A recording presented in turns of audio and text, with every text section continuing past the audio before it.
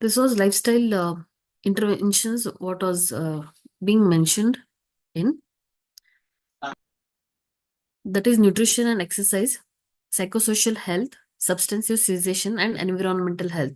So in preconception care, we see that for the interventions, what the modern people are mentioning is basically the nutrition and exercise, because of a proper nutrition, as like we have Garbhini Paricharya and yoga.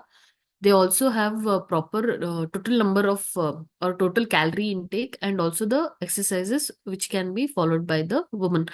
In that, they can also go with a few of the aerobics and a few uh, normal warm-up exercises, and they have scheduled, even if they go for gym also, there are few exercises to prevent the excess uh, fat in built, or for the proper strengthening of the back muscles and the bones.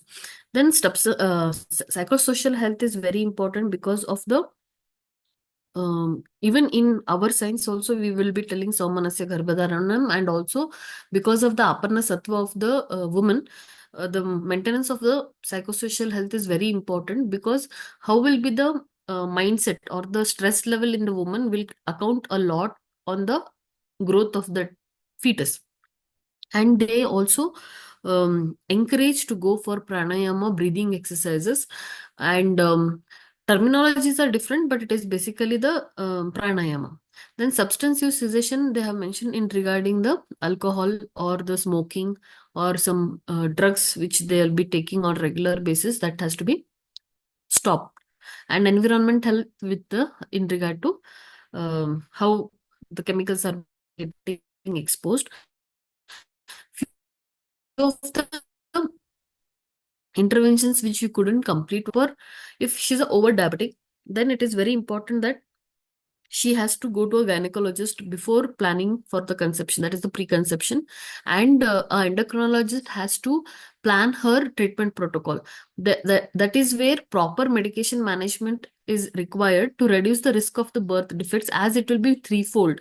And in overt cases, what will happen, she will be on oral glycemic drugs during pregnancy or trying to conceive. The endocrinologist is the one who will fix the dosage for the insulin, and then they plan for the pregnancy. We can also go with Shodhana Chikitsa in our science. And then once the Shodhana has taken place, we have to properly channelize her daily routine by diet and exercises. And once she conceives, then immediately she has to approach endocrinologist, because of the insulin like growth factor, which can trigger at a very fast rate. And it is the one best drug is insulin, which will reduce the congenital abnormalities in the diabetic woman. And in hypothyroidism, the levothyroxine dosage has to be mentioned. Whatever is being taken, she has to fix it in the first trimester only, because there will be changes in the hormone level. And if we do not properly fix it, then neurological development will be hampered, or it will be causing some issue. Thereby there will be neural tubal defects, or the metabolic changes what has to take place in the fetus will be altered. Then coming to smoking cessation counseling is required to prevent preterm birth, low birth weight. What will happen here? If she is continuously smoking, then the arterial flow which has to take place is altered. It is not in a proper oxygenated, oxidative stress will happen, and oxygenated blood which has to reach to the placental exchange, it will not be in a good amount. And what will happen, because of no proper nutrition going to the fetus, there is chances of preterm birth and low birth weight. And alcohol use, because to prevent fetal alcohol syndrome. And maternal PQ management for that is basically we have to prevent it from mental retardation, that has to be managed properly. And then coming to एक minute, yeah, obesity control has to be managed. See, if the woman is obese, class 2, class 3, then it is very important that she has to reduce her weight. If she doesn't reduce her weight, then there is more chances that neural tubal defects may happen or preterm delivery. And obviously now when she is obese, she will end up into diabetes. Then cesarean section chances will increase because of the heavy body. She cannot push. The energy will not be that even enough for her to have a normal delivery. Then hypertension and thromboembolic disease is very common in obesity. Any fat molecule gets embolized, immediate patient will collapse. So we have to educate the patient that at least you should come to overweight when you're class 3 or class 2, and when they're in class 1 they have to come back to their mentioned BMI. Heart disease, if any, priorly, then she has to go for a proper management of the hypertension, because everybody knows that if she will not manage her hypertension, she will end up with preeclampsia and transient hypertension of the pregnancy. This reduces the, if we do not manage properly, then we can reduce the risk of oligohyper.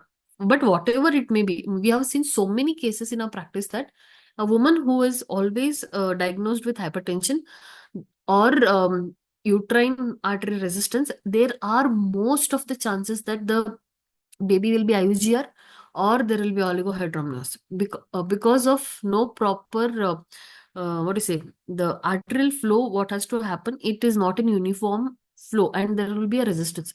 There are also chances that it can cause IUD, so we have to manage our hypertension firsthand, beforehand of her conception. And also mental retardation can be prevented if hypertension is managed properly. If she is a known case of asthma, then alteration doses of corticosteroids or stopping the corticosteroids and mentioning or going with other group of drugs to see that we will not be chances of, see what will happen. There are also treatment protocols in cases of autoimmune disorders where steroids are given though, but still we tell it is to be avoided. And once we go for a proper shodhana and then plan the pregnancy, there will not be any much requirement of steroids. And vatanulomana with the drugs which are not very tikshna rechaka, nitya rechaka dravyas in a mild dosage, if we keep that, then she will also not have any attack of asthma. Environmental factors like allergen, animal dander, house dust, cockroach, pollen, tobacco smoke, and indoor or outdoor pollutants can cause asthma attacks and should be discussed during preconception to limit the exposure, that she should not be exposed much to the triggering factors for the attack.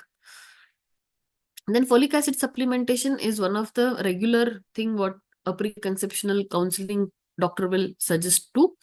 It reduces occurrence of neural tubal defects by 2/3. So it is a very important supplement. And sexual transmitted disease screening and treatment has to be done. And it reduces the risk of ectopic pregnancy, infertility, and chronic pelvic pain associated with infection. If any infections are there, we have to treat prior hand. Like for example, many a times what will happen, patients will be having white discharge. Okay, maybe she's having bacterial vaginosis or trichomoniasis, and then they conceive. Then it is very risky because it will cause abortion because of the infection gets ascending upwards. Infection will spread over to the pelvic area, and there is aborting chances. And if the infection is not treated well on time, IUD can also happen. And when it is treated well, they say there are a risk, reduces the risk of fetal death, physical and developmental abnormalities, including mental retardation, can be prevented. So, conclusion wise, here they say that it helps in having a healthy baby and Shresi Prajam. Okay. And healthy mother. It is main motto of a whole pregnancy is healthy baby, healthy mother. And mortality and morbidity rate, both in the mother and fetus, will be curbed. So this was the last, this one, which was not covered. We have finished that.